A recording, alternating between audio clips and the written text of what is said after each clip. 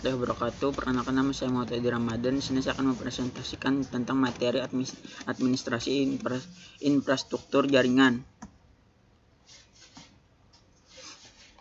Yang pertama ada routing dan routers. Routing adalah proses pengiriman data maupun informasi dengan meneruskan paket data yang dikirim dari jaringan satu ke jaringan lainnya. Router adalah sebuah alat yang mengirimkan paket data melalui sebuah jaringan atau internet menuju tujuannya melalui sebuah proses yang dikenal sebagai routing. Prinsip dan cara kerja routing. Fungsi utama router adalah merutakan paket atau informasi. Apabila paket-paket ditujukan untuk host pada network lain, maka router akan meneruskan ke network tersebut. Sebaliknya, jika paket-paket ditujukan untuk host yang satu network, maka router akan menghalangi paket-paket keluar. Selanjutnya ada protokol routing. Routing protokol adalah suatu aturan yang mempertukarkan informasi routing yang akan membentuk sebuah tabel routing, sehingga pengalamatan pada paket data yang akan dikirim menjadi lebih jelas, dan routing protokol mencari rute tersingkat untuk mengirimkan paket data menuju alamat yang dituju. Selanjutnya ada default routers. Default route adalah sebuah rute yang dianggap cocok dengan semua IP address tujuan. Dengan default route, ketika IP address destination atau tujuan dari sebuah paket tidak ditemukan dalam tabel routing, maka router akan menggunakan default route untuk memforward paket tersebut. Selanjutnya ada multi gateway. Gateway merupakan sebuah perangkat jaringan yang dapat berupa perangkat lunak maupun perangkat keras yang berfungsi sebagai penghubung antar jaringan yang berbeda protokol. Selanjutnya ada routing dan paket forwarding.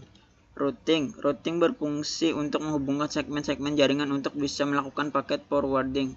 Paket forwarding adalah proses memancarkan atau menyiarkan jaringan ke segmen-segmen jaringan komputer. Bridging adalah alat yang mampu menghubungkan jaringan komputer LAN yang berbeda. Bridging memungkinkan sekali untuk dilakukan koneksi jaringan komputer, semisal Ethernet dan Fast Ethernet, ataupun segala tipe jaringan yang serupa maupun sama, namun dalam wilayah LAN yang berbeda. Selanjutnya ada PLSM atau Variable Length Subnet Max adalah jaringan perhitungan subnetting di mana panjang subnet max yang kita berikan akan disesuaikan dengan banyaknya jumlah host di setiap subnet tersebut. Selanjutnya ada CIDR atau Classless Interdomain Routing, merupakan sebuah metode pengalokasian alamat IP dan perutian IP. Internet Engineering Textbook memperkenalkan CIDR pada tahun 1993 untuk mengganti arsitektur pengalamatan dari desain jaringan kelas di internet. Selanjutnya ada table routing. Table routing adalah tabel yang berisi informasi keberadaan network, baik network yang terhubung langsung atau directionally connected network maupun network yang tidak terhubung langsung atau remote network. Selanjutnya ada link state. Link state adalah proses routing yang membangun topologi database-nya sendiri atau lebih modern dari distant vector. Link state akan melakukan penyelidikan terhadap semua koneksi yang ada dalam jaringan. Selanjutnya ada distant vector. Routing distant vector merupakan sebuah protokol yang menemukan jalur terbaik ke sebuah network remote dengan menilai jarak. Selanjutnya ada classless. Secara sederhana, classless dapat disembuhkan tidak menggunakan kelas atau tanpa adanya kelas jika dihubungkan dengan pengalamatan IP. Maka pengalamatan IP tanpa menggunakan kelas dengan menggunakan CIDR atau Classless Interdomain Routing.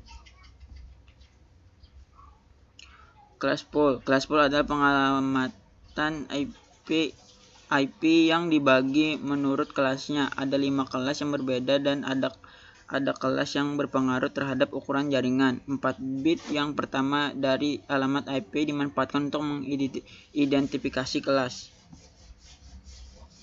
Metrik adalah suatu nilai yang digunakan untuk mencapai suatu jaringan. Semakin nilai metrik, maka akan memiliki jalur terbaik. Jenis metrik yang digunakan beberapa routing protokol adalah hop count.